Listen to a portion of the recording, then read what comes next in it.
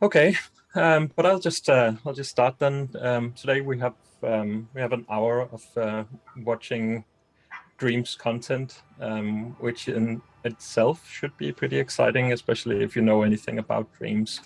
So my name is Martin Nebelong, and I have been working as an artist for close to 20 years now. Starting out as a illustrator, doing work for companies like Lego. And back in the day when I started out doing this, I would do paintings in Photoshop and similar software, so Photoshop and Painter. I would dabble a little bit in 3D graphics. And back then, 20 years ago, there wasn't a whole lot of different tools to choose from, obviously. But I remember some of the first tools I used were tools like Bryce. And I don't know if anybody in the audience actually remember Bryce, but that was a 3D tool that would allow you to create environments that back then looked fantastic, I think. But if you saw them now, you would probably laugh. Very simple stuff compared to what we have today. But I would use Bryce alongside my Photoshop painting. And I would also use tools like Poser, which was a tool that would allow you to make humans and post them, basically. And all of that kind of blew my mind back then and got me interested in 3D graphics. But for a long time, though, my main focus of interest and my main work was in Photoshop, doing digital painting. Then at some point I decided, oh, maybe I should actually try and get an education. And I then had 5 years of going to design school in Copenhagen. So I live in Denmark now. So I had 5 years of doing design school, and I got a bachelor and a master's degree in digital design. And that covered things like making games, making web pages, and all of these things. A pretty general education. But I did do some ZBrush work. I sculpted characters. I did digital painting, worked with textures and all of these things. And I got an idea for how the 3D workflow is with texturing and modeling, UV unwrapping, all of that stuff. So slowly I then started to do more 3D graphics alongside doing advertising work for Danish advertising companies. So I did storyboards, I did illustration for campaigns and all of these things that a digital painter would do. Sorry, I'm just hearing my kids speak in the background. It's a little bit difficult to concentrate. I have 3 kids at home now, but I'll do my best to try and stay focused on this. But all the while working professionally as a digital painter, I did 3D graphics mostly in my free time as a way to keep up with the advancements in technology and in tools. And then I think about 6 years ago now, probably, time is going fast, I then heard about a VR headset called the Oculus Rift. And I'm sure all of you know Oculus, the company that is now bought up by Facebook, or Meta, I should say. But they made a headset called the Oculus Rift. And on the Oculus Rift, you had VR sculpting tools. And the first time I saw somebody standing with a VR headset sculpting with 2 hands, I immediately fell in love with the more tactile notion of working like that. So I went to a friend's place who actually had bought a Oculus Rift headset, and I tried the headset on, and the next day I actually went out and bought a headset myself. And I then started using tools like Oculus Medium and Quill, which are a sculpting tool and a VR drawing tool. And basically, I'm just going to skip through this because we want to get to the interesting part, which is streams. But I had a few years of being kind of a VR evangelist almost, and I worked directly with Oculus Medium. I did work for them, and I went to Portugal with them for THU, which I'm sure some of you have heard about. And there we demonstrated VR sculpting for industry professionals, and that was pretty exciting, I think. So slowly my work had then transitioned from being a 2D artist working in Photoshop and doing painting to now suddenly doing all of my work like this, you know, standing with a VR headset on and sculpting in thin air. Very sci-fi stuff that I couldn't have imagined doing just a few years prior to getting my VR headset. But something about the VR workflow really clicked for me. The fact that I didn't have to worry too much about a lot of advanced controls. I could focus entirely on sculpting. And I'm just going to jump straight from working in VR to being this kind of VR evangelist, to a day hearing about a tool called Dreams. And I think I saw a video at some point prior to the launch of the Dreams beta. And I saw an artist sitting in front of a television with these two controllers, the Move controllers. And this artist was sculpting exactly the same way that I was used to in VR sculpting, but without a VR headset on. He could sit in front of a television and sculpt these beautiful robot mechs. I think he was sculpting some mechs, and that was John Beach, one of the lead designers at Media Molecule, who opened my eyes to the wonders of Dreams. And I saw him sculpting these robots, putting them in an environment, and all of that happening on a PlayStation 4.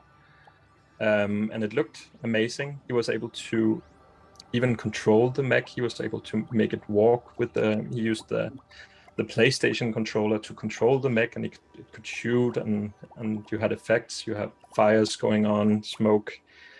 And that just looked exactly like the kind of tool that I would enjoy using myself. So basically throughout all of my career, I always wanted to tell stories through images. Even as a kid, I used to draw these immersive drawings of, you know, characters living in a world, and I always enjoyed the world building part of artwork. But in my advertising work, I came a little bit far away from that, in the fact that I was doing more like confined artwork and not so much the big world building that I really wanted to do. But then with Dreams, it looked like I had a tool that would allow me to make immersive experiences and even make them interactive. And then when the Dreams, the Open Dreams beta was released, there was something called Dreams Early Access, which is probably, I think, around like 3 years ago or something now. Time goes so fast now, and with Corona, having had Corona, the pandemic and everything, there's this big gap in my mind in terms of time. But I think it's like 3 years ago now. We had the Dreams open beta where everybody could get access to Dreams. And I, of course, got access, and I fell in love with the tools, and I then started to create scenes in Dreams. And then about 2 years and 8 months ago, I think, I got in contact with Media Molecule. And Media Molecule, if you don't know the company already,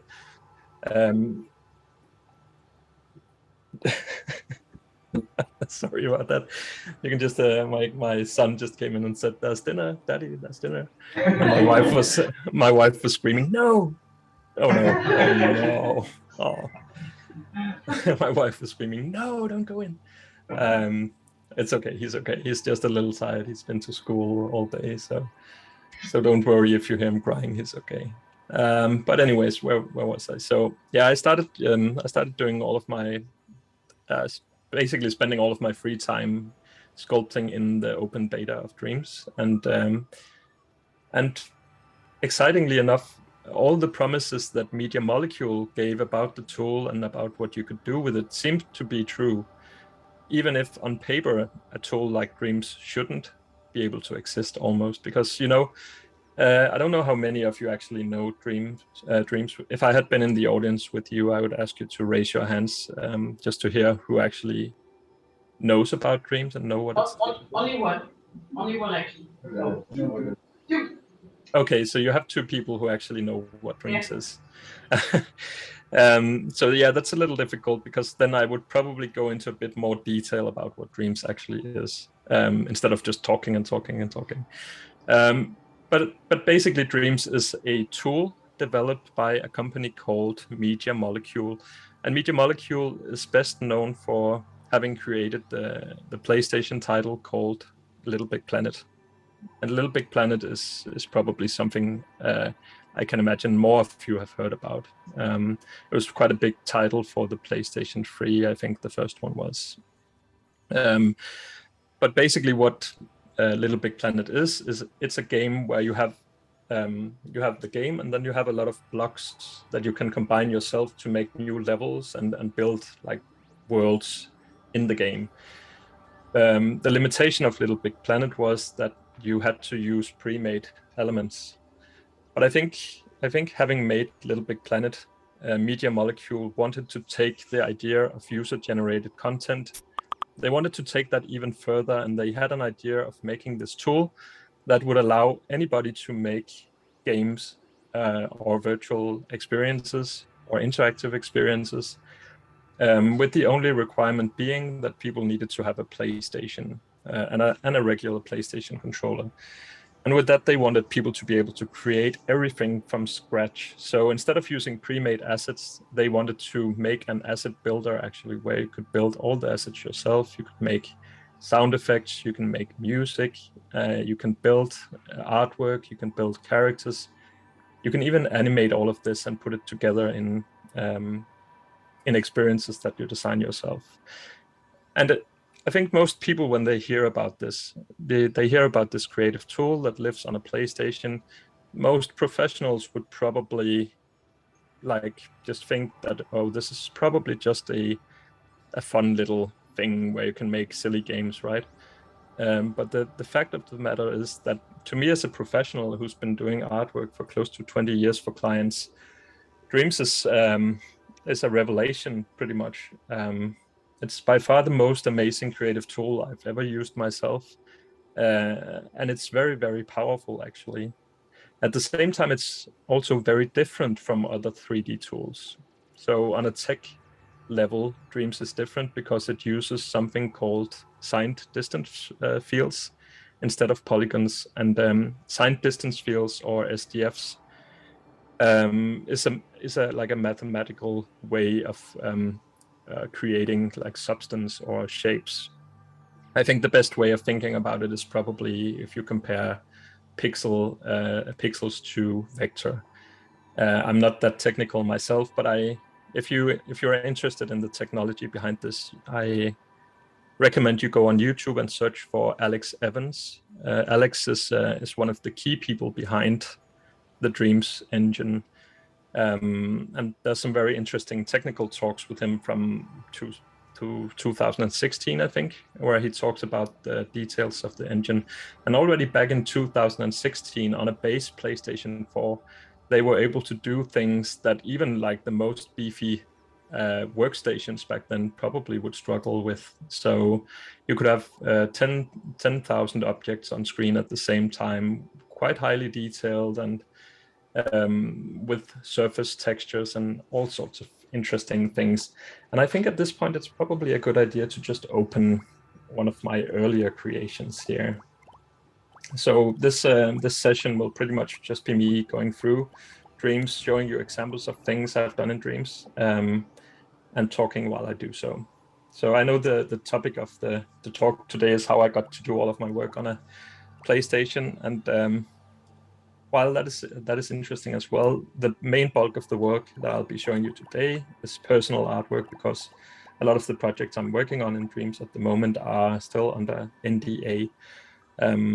But I have been working with Media Molecule on a part-time basis for close to 3 years, actually. So I work with them and do graphics for them for games and stuff. We, amongst other things, we made a music video for an American pop star called Noah Cyrus.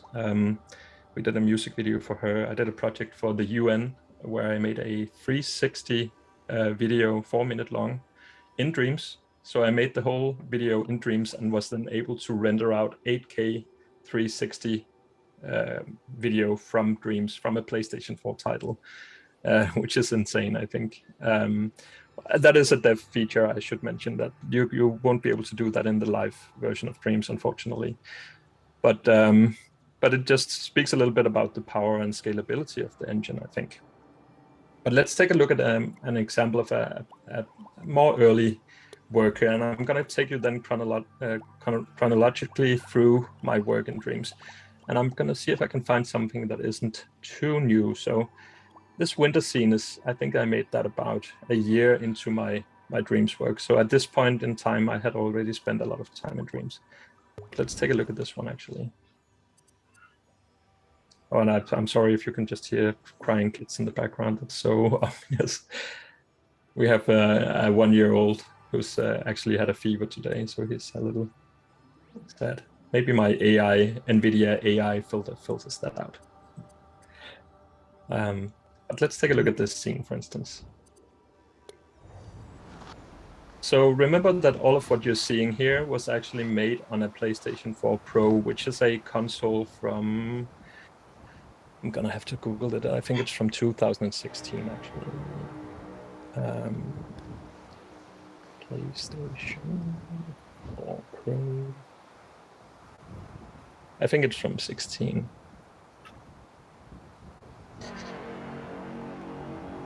Yeah, it's from November 2016. So all of this was possible to make on that kind of hardware. And our kid just entered the room. Bonnie. Okay, she had to get the teddy bear for the 1-year-old. But then being in this scene now, that was made on a console, gaming console. Everything here was made from scratch on a console from 2016, right? None of these assets were imported. All of this was sculpted in a matter of, I think, 2 hours for the main part of the scene, even including animation and everything. So I'm going to jump into edit mode here. And by the way, notice how quickly everything loads. I'm on a PlayStation 5 now, but the difference from PlayStation 5 to PlayStation 4 is not that big, because Dreams is still just a PlayStation 4 title running in backwards compatibility mode on the PlayStation 5. You can see now I'm in the scene here. I can start to move things around using the move controllers. And these fluffy little things are called imps. And they're basically what you use to control the sculpting tools and everything with it. And it looks a little bit silly, but don't get fooled by that. The tool in itself is very powerful and very, very different from other 3D tools. And actually, I know Unreal Engine 5, the engine team there actually mentioned Alex Evans and his work on Dreams in the reveal of Unreal Engine 5, and it played a big role, I think, in inspiring the nanite technology and Lumen and everything. So Dreams is highly regarded in the world of game engines for good reason, I think, because it's so different and a fresh breath of air in a 3D world that has been reliant on old technology for a long time. So there's no polygons at all in Dreams. Everything are these signed distance fields. So at any point I can go into, like, I have this object here, which is some snow ground element. And in here you see everything is actually still retained as edits. So basically the Dream scene, when it loads, it rebuilds the whole scene from a long list of the edits it took to make the scene. So it's totally non-destructive here. At any point I can go in and I can move things around or change it. Then you have your sculpting tools, which you have here. I control that with my left hand. I can go in and pick various basic shapes, like a sphere. And notice how I can very quickly, through gestures, for instance, if I want to open the color wheel, I just bump the controller against the other one, and I then have a color wheel. So let's pick a white. Then by bumping the other controller against my main hand here, I can switch to my shapes. By bumping the tips of the controller together, I can change the proportions of that basic shape. And then I can switch between various sculpting modes as well. So we have something here called a soft blend, which makes this very, very nice soft blend between shapes, which gives you a very, very powerful sculpting tool on a gaming console. So all of these scenes were made entirely with these two controllers. I didn't use a mouse, I didn't use a keyboard, and still I was able to do this in just around 2 hours, sculpting everything here, which is, I think is insane, really, that that's possible. So obviously, for things like total photorealism, for instance, you will still get much better results in something like Unreal or Unity. But I think for more artistic exploration of style and color and shape language and stuff, Dreams is very, very fast to work with. So say we wanted to make this like the snow going up here, like a small hill or something. I could go like this, sculpt into this. And then of course the tree, we want to move that. Gonna see if I can go into the group here.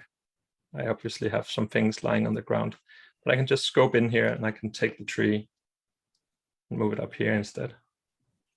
So a very, very quick and intuitive way of exploring ideas. Maybe take this one here. Let's make a copy of that. And I can then start to bring in elements from my object library, which I've then developed over the years of using Dreams. And I have that in here. I have an object library with lots of different elements that I can reuse across scenes. So let's pick the nature element. And here I have some rocks, for instance. Let's see this one. And we can put that here. So it's a little bit dark, I think. So I'm just going to add a light. So there's no like, you don't have global illuminations and things in Dreams. So you basically have to build the light yourself in a way. But often that's not as difficult as it sounds if you know what you're doing, at least with the light here. So I would just go in and add a little bit of the light shining here. Maybe we could have it be a little yellow because we have the light from the clouds above. But notice how quickly I switch between everything here. Even if there's no layer list, I don't have a layer hierarchy or an object hierarchy. Everything is visually based on Dreams. So I just scope in and out of objects. So say I wanted to change something with the rock. Let's make this a little bit blue, maybe. Let's turn it down a little bit. So say I wanted to make like a layer of snow on the rock, for instance. I would scope into the element here. So you can see now I'm in the rock element and I can move things around.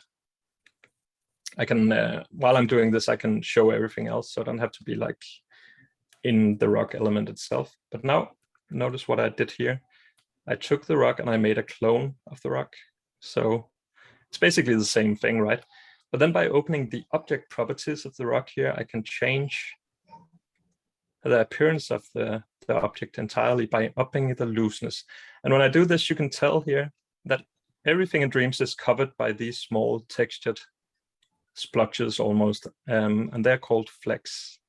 And these flecks can be manipulated in various ways. I can up the looseness of them, which makes them bigger. I can make I can tint it white to look like snow. And I can then just place the layer of snow in a meaningful way. So by doing something like this, we have this object here. And maybe I want a mountain in the background, who knows? Let's put it there.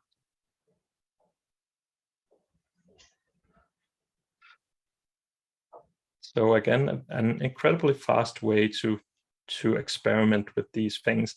But say then that I want to make a game out of this, right? Now I rewind the time to go back to the start here. I'm probably going to have to, I think I'm going to have to delete my camera for this to work. So I'm going to see if I can find that somewhere here, maybe in my timeline.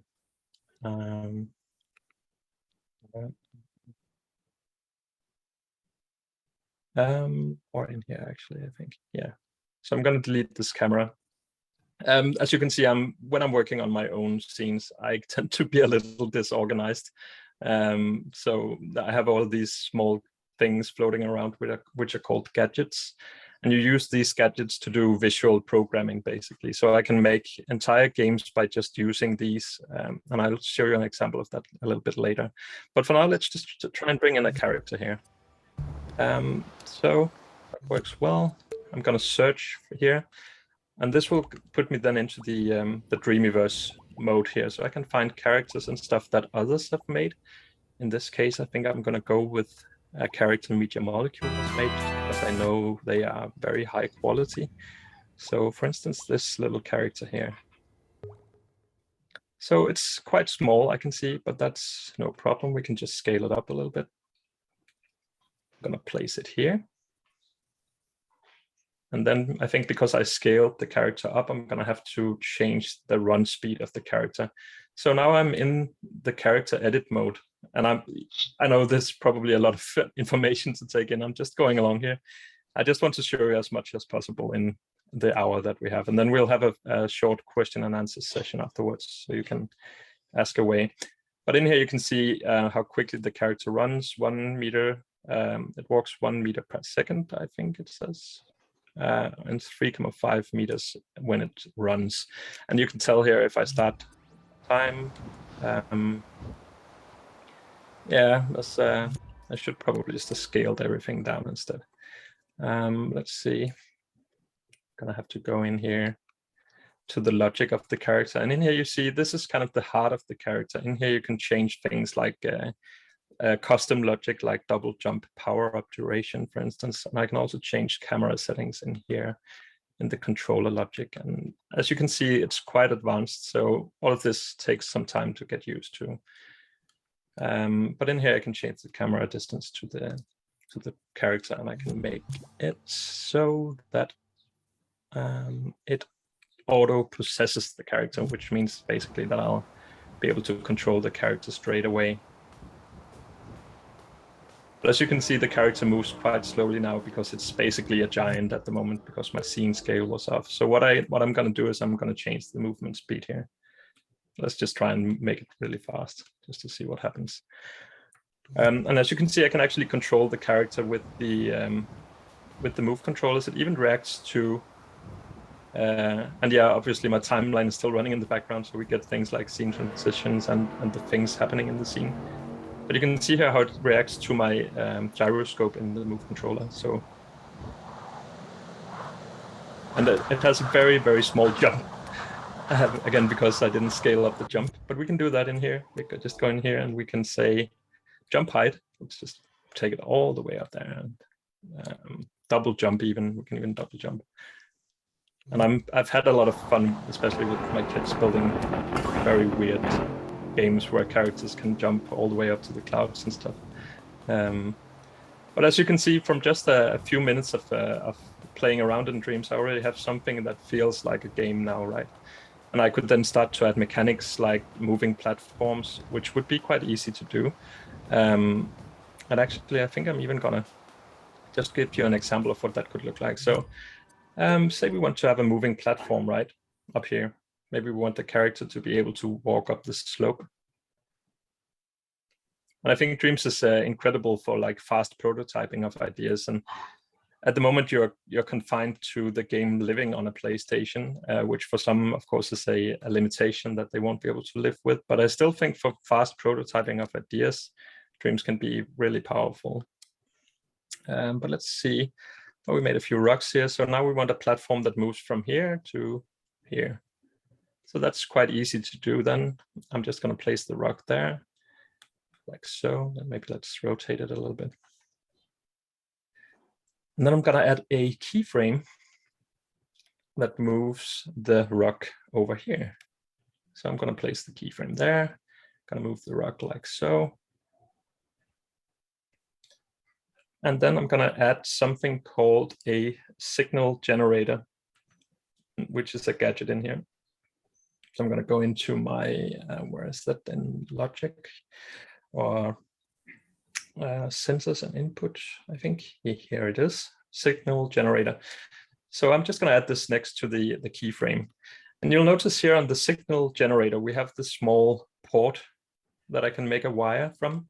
And this port says that it's just the signal coming out there.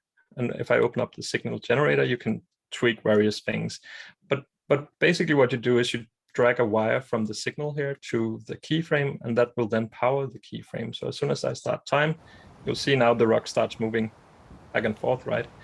And I can change the speed by changing the signal type.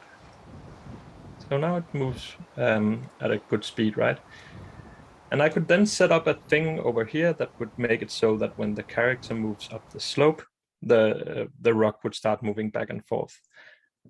So what you would do is you would make I'm just going to do this quickly just to show you how easy this is once you understand the system. So I'm going to make something called a trigger zone. And I'm going to place that. Let's just place it here. So basically the trigger zone can trigger various events based on different things that it detects.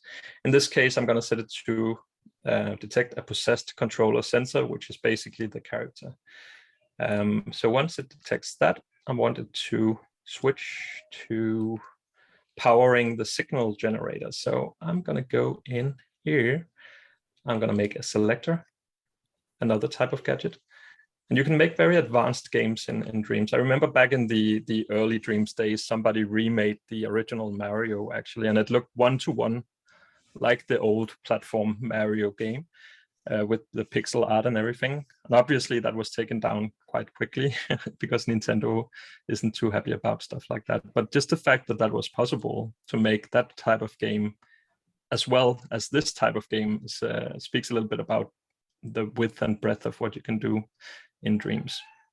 But anyways, I'm going to make it so that when this trigger zone detects the player, it's going to switch to the selector here to power. So it's going from A to B, basically, when it detects the player. And then B is going to power the signal generator down here. So I'm going to see it. Yeah, now we got that wired up. And to make sure that I don't accidentally switch this off again, I'm going to make it so that output A powers the trigger zone. So basically what will happen is the player will come here.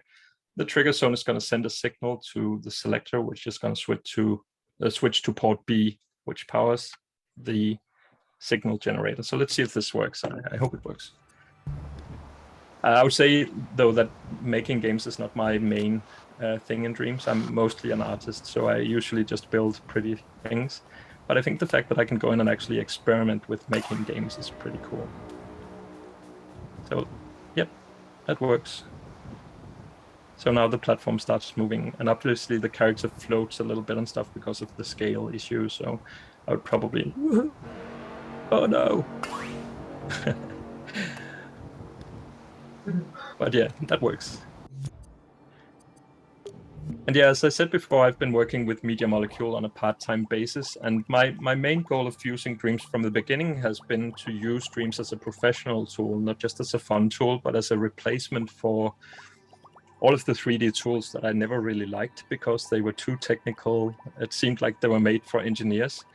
And it was not because I couldn't use the tools, because I definitely could, but I found that all the way during the creative process, there would be these stops all the time in my workflow. Like I had to wait for a 10 million polygon mesh to decimate in ZBrush. I would have to wait to import that into Blender. That would take a few minutes if I was lucky, and if I was unlucky, the process would just drag on forever, and at some point I would have to do a Control-Alt-Delete or something to exit the process, or Photoshop would act up and my Wacom driver wouldn't work. And there were so many frustrations when I think back about my work in the old school tools, which is what I call them now. Even like I used Unreal Engine 5 recently, which is an amazing tool. I'm not trying to take away from that, but if you think about the amount of wait time you have where you can't work, it's just I think it's pretty crazy that it's still like that, even in this day and age, right? With all the advances in technology, there's still so much creative downtime where you can't work because the computer is doing something. In Dreams, there's none of that wait time. So speaking of Unreal Engine 5, I'm going to show you an example of another scene, which was made entirely in Dreams, actually in just about a week or so after the launch of the Unreal Engine 5 tech demo. I saw that demo and I thought, whoa, that looks beautiful. I'm going to try and make an approximation of something like that in Dreams, just to see if I could make something that looked a little bit like the Unreal Engine demo. And then I made this this scene here. And again, definitely, if you go in and look at the detail of things here, you can see that it's by no means means as detailed as Unreal Engine 5. But you know, you have to sometimes you have to consider if you need what it is you need, right? Do you need to convey a mood and a setting and a feeling, or do you really need those highly detailed Megascan assets? So for some projects you do, and for other projects you might not need it. And I would say it's still the early days of Dreams in my book. It's still a tool that's in development, and I can see this becoming a very powerful professional tool as well. And I spend a lot of my time at Media Molecule trying to push for things like 3D export, for instance. So 3D export is on the official roadmap of Dreams. So at some point you will be able to take a model that you made here and actually export that to Blender or Unreal or whatever kind of professional tool you use in your pipeline. But again, all of this was made on a PlayStation 4 Pro. And it works entirely fine in VR, by the way. So at any point I could put on the PlayStation VR headset and be totally immersed in this scene.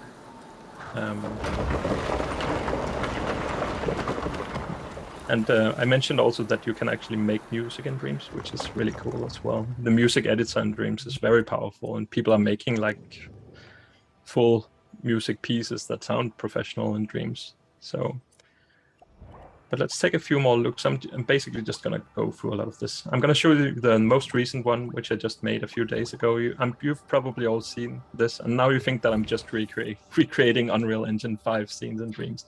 I'm basically doing other things as well. But this one was inspired by the amazing Unreal 5 train station made by Lorenzo Drago. And I'm sure all of you have, I hope all of you have seen this. It's amazing. He made a totally photoreal version of a Japanese train station in Unreal Engine 5, and it's pretty much the most convincing photoreal scene I've ever seen made in CG. So it's amazing. And I saw that, and of course my stupid brain wanted to try and do this on a PlayStation 5, right? So you can take a look here and see what that ended up looking like. And this is pretty much a day's work building all of this in Dreams. Everything from scratch except for the ground plane, which I made previously for another thing. But everything else here was made in that day's work.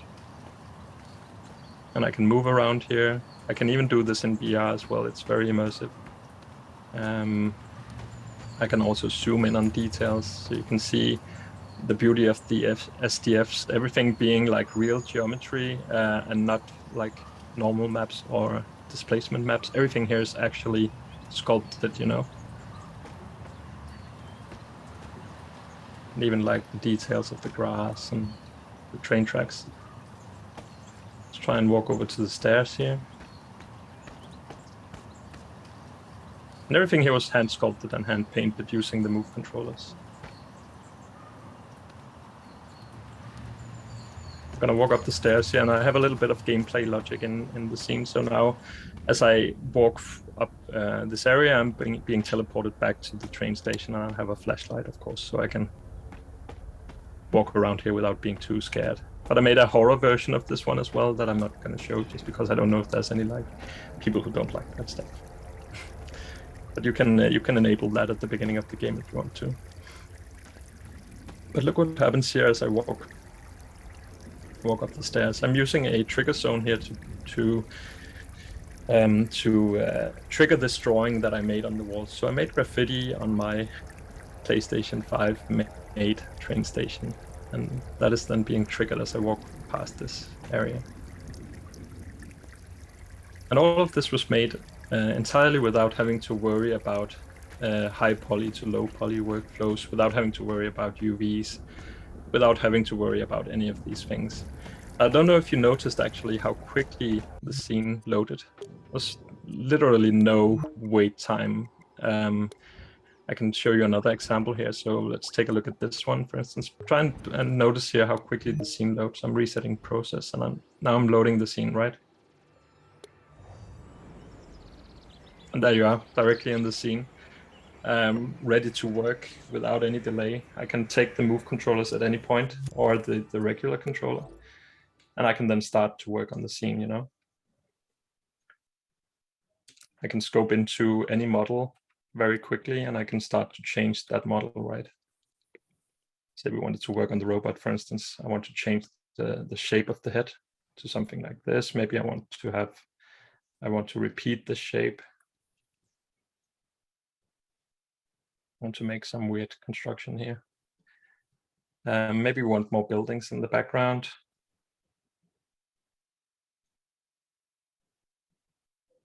Something like that, maybe. And you can work with pretty great precision in Dreams as well. Right now I'm just using like free sculpting, so to speak. But you can work with guides as well. So you have grids, you have something called precise move. You have something called stay upright, which will just make sure that I can't like rotate the building on some weird angle or something. But let's just make this into some weird high tower structure.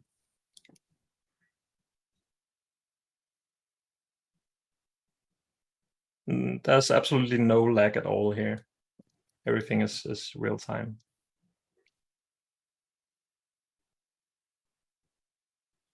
Maybe I want this to go over here. I want this over here. There is limits, of course, to what you can actually, how many objects you can have, but you can have quite a few. We can try and see how many we can actually make here without getting into trouble. You'll see down here we have something called the thermometer, which is kind of a measurement of how much performance you have left in the scene. The graphics memory here is quite high because I wanted to have everything as detailed as possible. You can very easily bring that down if you need to. And you'll notice that as I start to make clones, my gameplay memory will go up. And that's basically something you use to measure the number of elements in your scene. But you can have quite a lot, as you can see, without getting into trouble. You see the gameplay thermal go up now, right? It's still a pretty high number of buildings now without still being close to the limit. Maybe we want to have like a giant robot in a weird robot in the background. Let's use this one to make a ship hovering in the background here, maybe. I'm gonna turn off the stay upright. So we have some weird flying saucers here in the background. Maybe a whole army of them. Obviously, they're gonna fly in a very straight line, right? With their machines.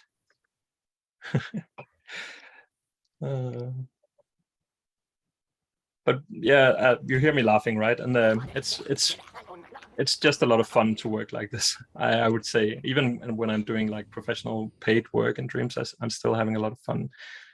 So at the moment, for instance, I'm working with Yahoo, doing different concept work in Dreams, where we're building very quick mock-ups in a few days of work that will then be used to guide the building of like a very detailed and very photoreal scene in Unreal, for instance. But we use Dreams on Teams calls, so we can sit together and actually start to build out things, and they will be like, oh, so we need a mountain in the background, and I'll be like, okay, sure, let's just make a mountain, right? So let's make something like this. And I even feel like I want to add sounds to what I'm doing here. So sometimes I'll be sitting like doing like as I'm working. So we'll just make a mountain here behind the ships. And yeah, this is not a very detailed mountain, right? But I could just I'm just gonna make a live clone of this mountain here. And I'm gonna bring that closer to myself here. Gonna set up a little modeling shop over here in the fields behind the robot. So I'm gonna have a mountain here. I might add a spotlight to be able to see what I'm doing better. So I'm just gonna go in, I'm gonna add a spotlight here. So now we have our mountain, and I can then start to I can start to work on this, and you'll see the live clone in the background is basically just an instance of what I have here. So I could then start to refine that, and we could add color as well. I'm gonna go in and add some color.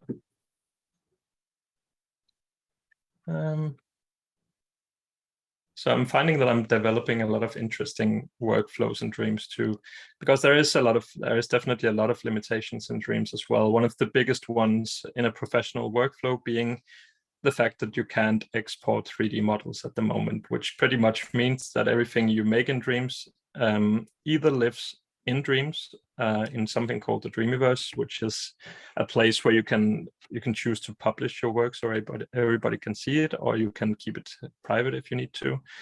But it lives on the PlayStation. But for things like concept art or game mockups and stuff where video is sufficient, you can then record videos of your work and sell that to a client, or like do your game mockups like that. But now the mountain in the background is looking pretty good, I think. Let's add a bit of snow on top. So I'm just making a clone here of the mountain. I'm gonna make a copy, tint it a little bit, and make it a little bit more simple, and then you can kind of move things around like that. Let's add a bit more cloud. Okay. Might even bring in a cloud from my object library. I have some here. I have a lot of different ones. This one is actually a sculpt. A very loose sculpt. So you can see here the flecks are quite prominent. And to give you an example of the power of these flecks that cover everything, I'm going to make this into a hill of grass instead, just to give you an example. So first of all, we're going to turn the screen.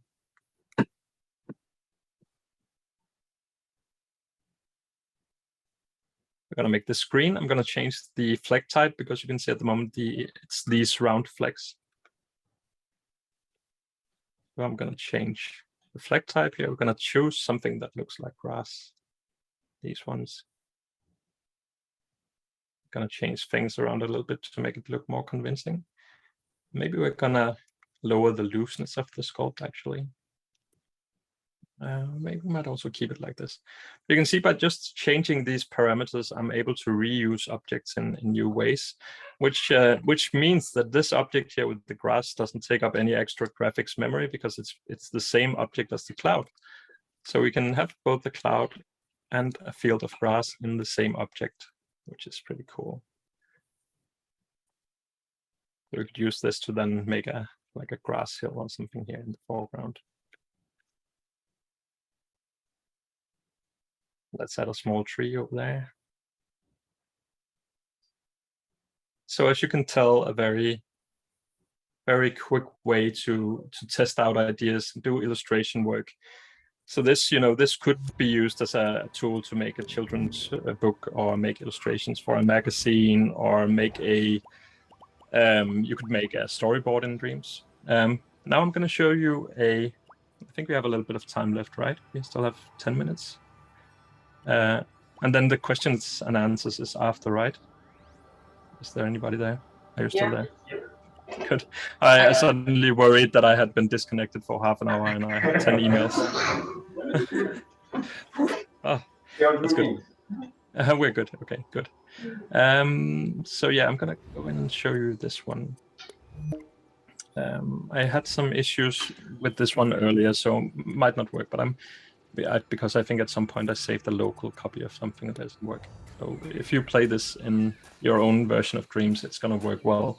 But this is the closest I've come to actually making a small game in Dreams.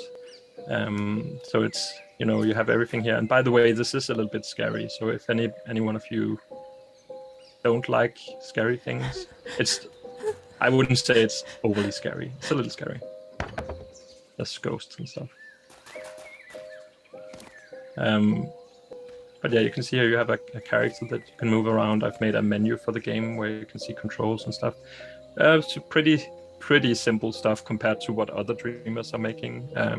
Again, because game logic still is a bit of a strange concept to me. But here you can see you can change the time of day, just because in a game it doesn't break immersion at all. No, it's totally normal. But you can switch time of day. You can switch seasons, and this is very immersive in VR. By the way, works perfectly fine in VR. And I even made a very simple like footstep system where you basically emit these footstep sculpts from the feet of the character, but it looks pretty good sometimes, especially when you see it in the right light and stuff. But I'm gonna move into the house now, so I'm gonna switch back to daytime. And then we have, as I come over here, you can see I have a trigger zone that opens the door. And we actually hear a gunshot from the upper room up there, so that's a little creepy. And you'll notice here, if I look very closely at things, you can see they're not that detailed, right? So that's to conserve the thermo of the game, to be able to have all of this in one save file in Dreams. So I'm gonna move in here. You see the curtains blowing in the wind. We have Bible lying on the table here, which actually somebody noted that the binding was reversed on this, which just makes it even more scary. As if it wasn't scary enough already, right? And you have a photo here of the earlier inhabitants of the house, a mother and her son. Always a mother and her son. What's that? I even have, like, if you didn't think it was creepy, I had the text saying so underneath. So we have the old study room here. And again, at any point here during the playing through this, I can jump into edit mode, and I then have all of the logic of the game exposed here, so I can see like all the trigger zones. I can see the character. I can start to move things around. I could make an extra desk if I wanted to. And as soon as I'm in play mode, you can see now we have an extra desk. So it's a very quick way to test out ideas and move things around, and you can just, you know, directly after that you can play test and see how it works. But I'm going to show you the tape recorder here, which I'm very proud of. And I can even zoom in on details just because. So you can actually play the recording here. And I don't know if you actually hear the sound. I hope you do. Her double doses of both blood and medicine only seemed to make her delusion stronger. To my horror, for a brief moment her appearance changed, and it was as if she was someone else entirely. Even her physical shape seemed different.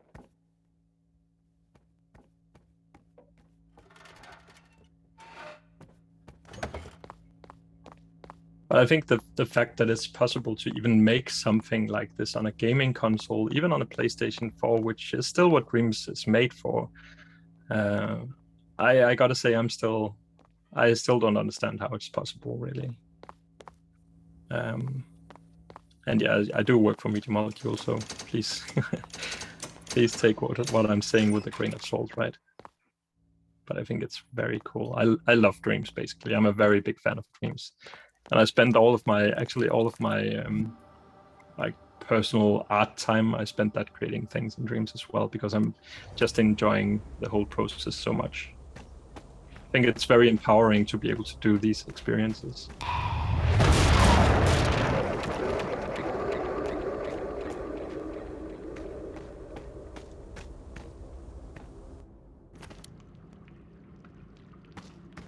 Just going through this, and you notice now we've already walked between three different scenes, and there's basically no load time at all. It's very fast. The effects of the treatment are not good. The physical changes that mother is undergoing. And things like trying to figure out how to make a photo that actually develops as you watch it here was a very fun challenge. Trip to Egypt and of the tomb he uncovered there. She speaks of the so-called family curse, which I always believed to be nonsense. Hello.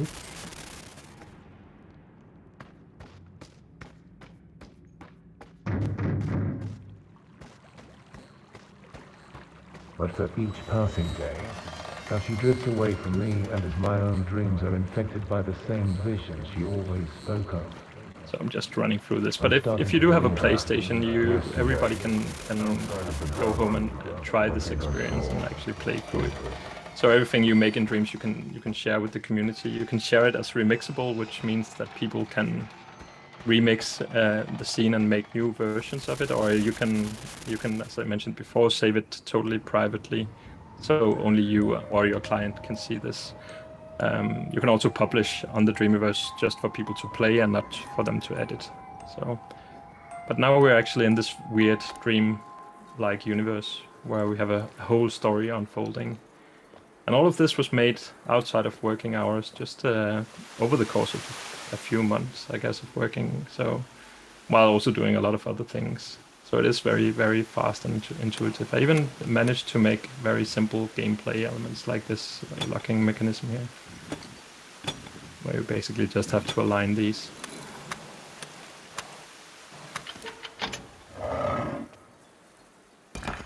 So I just want to go into the castle here, and you can maybe tell what game I was playing at the moment. The Resident Evil Castle Dimitrescu. I'm probably pronouncing that wrong, but you know the place, right? And again, I saw that and I said, hey, I want to make a castle in Dreams. Just because it would be a lot of fun. But again, look at the details here. Very nice. There's no flat polygons or anything. Everything just seems to have this textural quality. Even like the carpet here, look how you can see the small hairs of the carpet.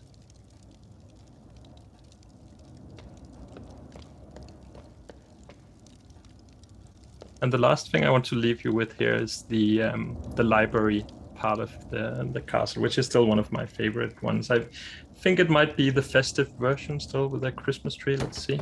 Don't think I have updated that. No, so Merry Christmas.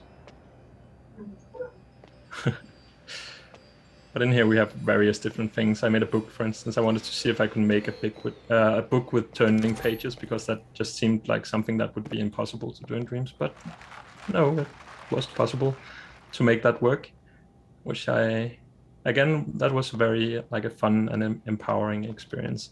And then we have the final effect before we have our Q&A, which is this effect.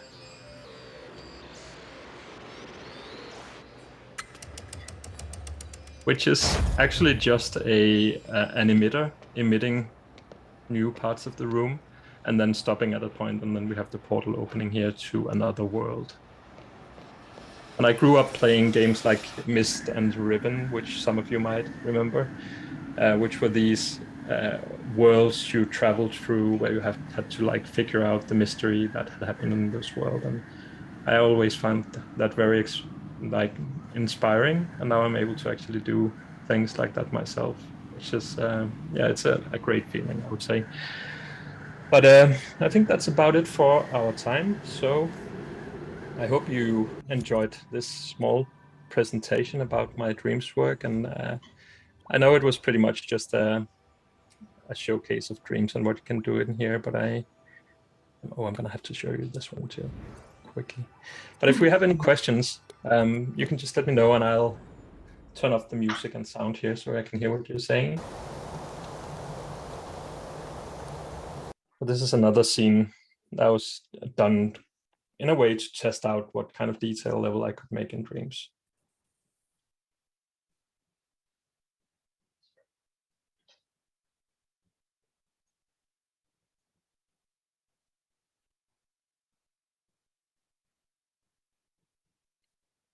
So yeah, a very, very interesting engine, I think, and a very interesting tool as well, because it's just so radically different from all other game engines and game creation tools. But do we have any questions from you, the audience? I would love to hear from you. It's a very strange feeling to speaking with myself. Yep. I will pass the microphone. One sec. Thank you. Just I wanted to thanks also Alain Puget, which contacts you, Martin, and and he unfortunately he couldn't be here to assist, and I know he wanted to, but I wanted to thank you and to thank him to let this dreaming time happen. Thank you for it. And just yeah, some question you answered during this this presentation. But how far can we go out of Dreams you said, if I understand it well, that exports would come soon. I don't know if they will come soon. I don't have like any date or anything, but I know it's on the official roadmap of Dreams, so I'm sure it'll be available at some point. But yeah, we'll see about that. It's a big limitation to Dreams in my book, so I hope we'll get that within too long, 3D export. Okay, and so for need forward concept art or cinematics and experience in Dreams, you can export at least images, pictures of. Yes. Okay. Yeah, so that's what I'm doing at the moment. I'm selling videos to clients who need like a pitch for a project or something. It's very quick for me to then build that in Dreams, and they can then show the video to their client or use it internally to like explain an idea or something. And sorry, last question for me. Just do you know some? I thinking about Klexel. If I pronounce it well, it's a Unity plugin based on SDF technology. I don't know if you. Oh, yeah. Yep. Yeah, I have. I think I've seen that demonstrated on a few occasions. It looks really interesting, and I think it's inspired from Dreams as well, if I understood correctly, at least. Because I know Alex Evans, the engineer I was talking about earlier, is a person that is very highly regarded in the graphics engines community for good reason, because of the work they did with Dreams. So I think more actors and I are now starting to look into SDFs as an interesting alternative to polygon sculpting. Yeah. Okay, so I wanted to know if you knew this tool and if you used it, or if you stay on Dreams, which is a really good place to stay, I think. Yeah. Well, you know, I've tried to use Unity on occasion, but there's just something about Unity that never really clicked for me, I guess. I think Unreal Engine 5 is a little bit more to my liking in terms of my artist's brain for that to understand how things work. So I never really got into Unity, unfortunately. It is a Danish company, so I should, and I've actually been to the headquarters a few times. So I should probably know how to use the tool, but I don't. Okay, thank you. Yeah, thank you for the question.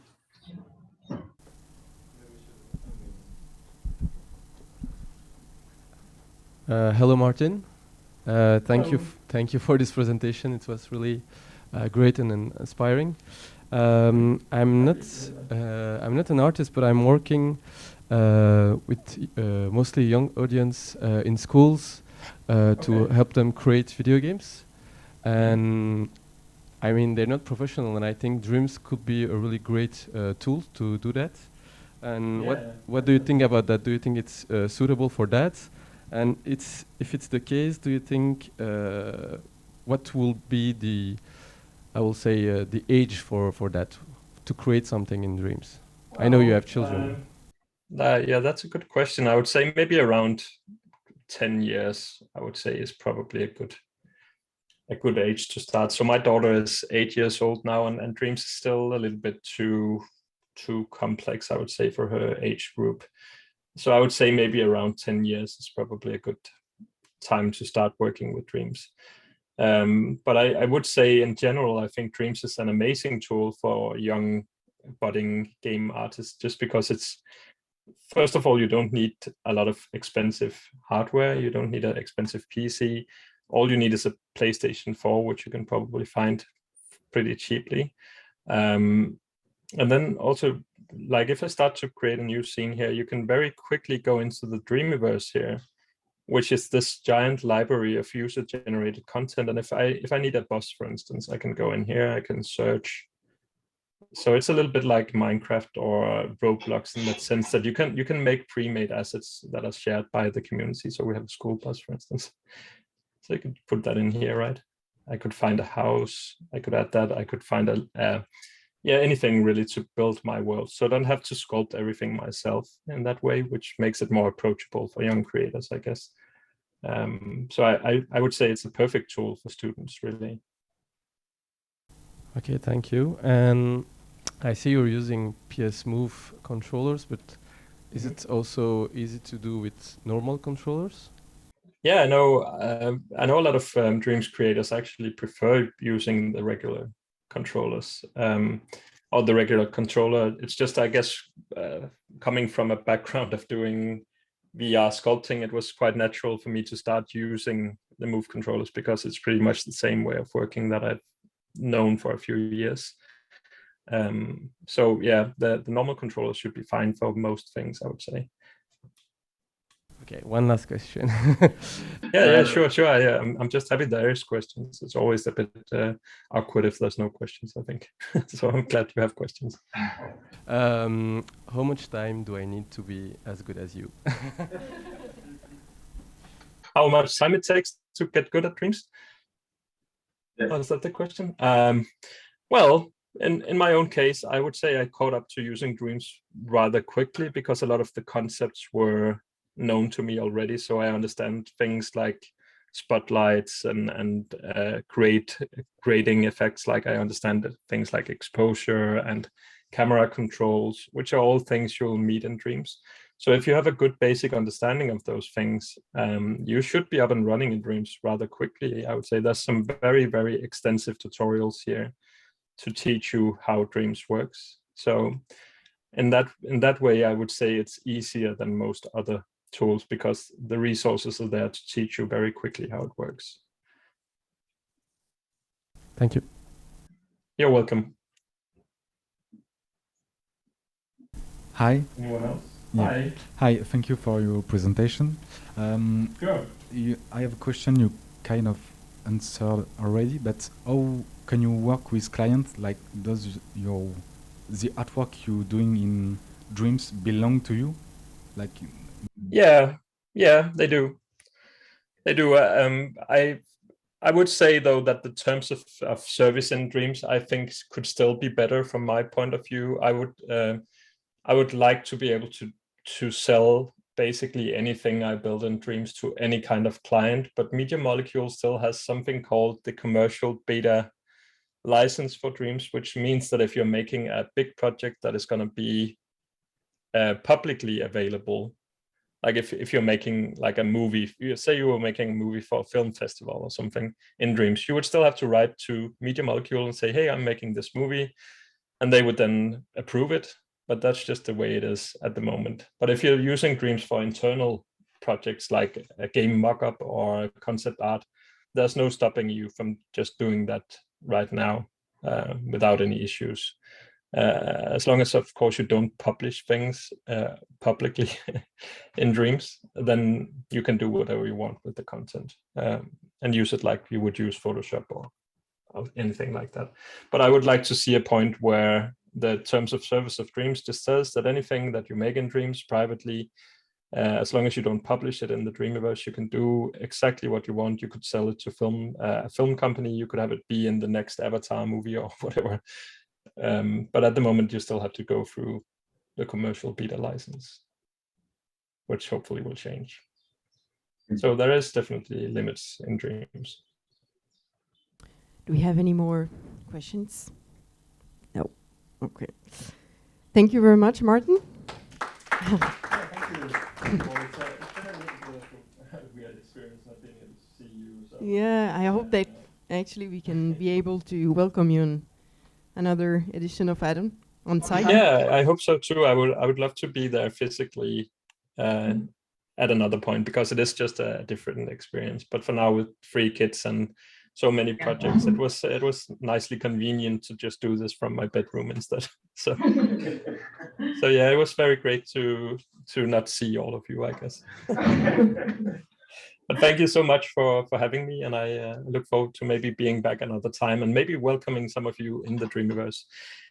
You're all very, very welcome to reach out to me on social media. So if you just search for Nebelong on Twitter or YouTube, you'll find all of my content there, and you feel free to write me a message on Twitter, for instance, if you have any questions. I would love to hear from you.